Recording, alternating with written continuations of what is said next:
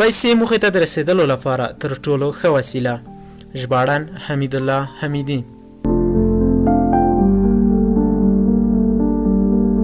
دا سمه ده چې پیسې نېکمرغي نشي راوستی، خو نشتون یې سل بدبختۍ زېږولی شي. که مو له یوې خوا جیب خالي وي او له بلې خوا درپسې د اوبو، برېښنا، پیسې او د کور کرایه راوځي، هغه ده چې ملا مو کړوپوي او ژوند مو ورځ تر بلې ترخېږي. بلې پیسې د ژوند یو مهمه او اړینه برخه ده. له بېځایه شعارونو لرې اوسئ. ډېری خلک په دې اند دي چې پیسې د فساد رېښه ده. شتمن خلک حریص وي پیسې نېکمرغي نشي راوستی. دا ټولې هغه کلیشهیي او تکراري جملې دي چې د هر یوې د نقد لپاره سلګونه دلیلونه شته. په نړۍ کې ډېری داسې شتمن کسان شته چې خپلې شتمنۍ د استعدادونو په غوړولو، د بیمارانو په درملنې، د کاري فرصتونو په رامنځته کولو، بیا رغونې او ګڼو نورو داسې کارونو لګولي دي چې عامه خلکو ته یې ګټه رسېدلې ده. نو پیسې په خپل ذات کې بد شی نه دي، بلکې له هغو څخه د ګټې اخیستنې ډول توپیر کوي. موږ ټول په یوه شپه ورځ کې 24 ساعته وخت لرو، خو ولې ځینې کسان ورځ تر بلې شتمن کیږي او ځینې نور بیا داسې وي چې د یوې ګولۍ ډوډۍ پیسې هم ورسره نه پیدا کیږي. که مو له دندې سم عواید نه لرئ، درته په زړه پورې نه وي او د ژوند له سبک سره مو اړخ نه لګوي، ښه ده چې دنده مو پرېږدئ. دا سمه ده چې نن سبا د عادي دندې پیدا کول هم څه اسانه کار نه دی، خو یوه څه ته مو باید پام وي. کله مو چې دنده په زړه پورې نه وي، هغه د چې ښه لاسته راوړنه هم نشئ ترې لرلی. خو که په یو داسې کار بوخت شئ چې ستاسو د خوښۍ وړ وي، د پام وړ عواید به ترې لاسته راوړئ.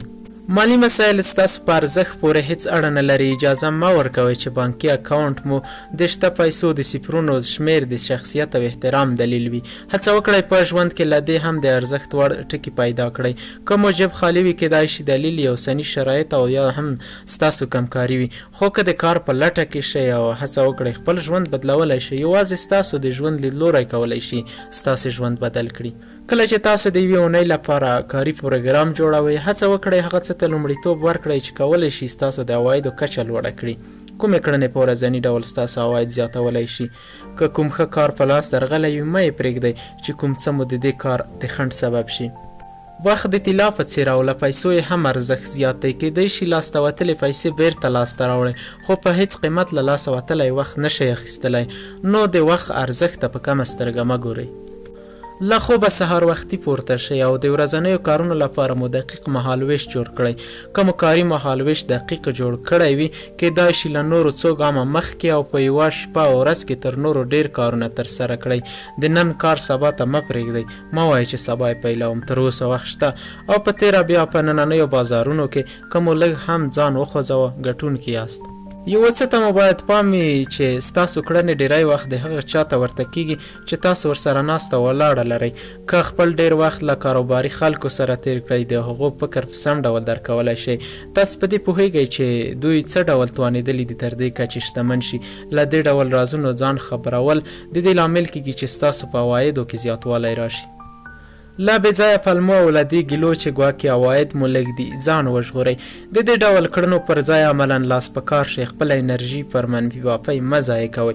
هڅه وکړئ خپل تمرکز او قوت موخې ته په رسېدو ولګوئ. پیاوړې اراده ولرئ او په پوره قوت سره مخکې ولاړ شئ. سمه ده چې نن سبا په ټوله کې اقتصادي وضعیت سم نه دی او زرګونه ستونزې موجودې دي، خو هڅه وکړئ د دې ډول شیانو پر وړاندې مو لیدلوری بدل کړئ او هر څه ته له مثبت اړخه وګورئ. داسې فکر مه کوئ چې د دې هر څه قرباني شوي یئ. که هڅه وکړئ کولی شئ خپل ځان رهبري کړئ او اوسني وضعیت ته بدلون ورکړئ. خپلې پخوانۍ تېروتنې له یاده وباسئ او چاته د ملامتیا ګوته مه نیسئ. نړۍ ته د مهربانۍ په سترګه وګورئ.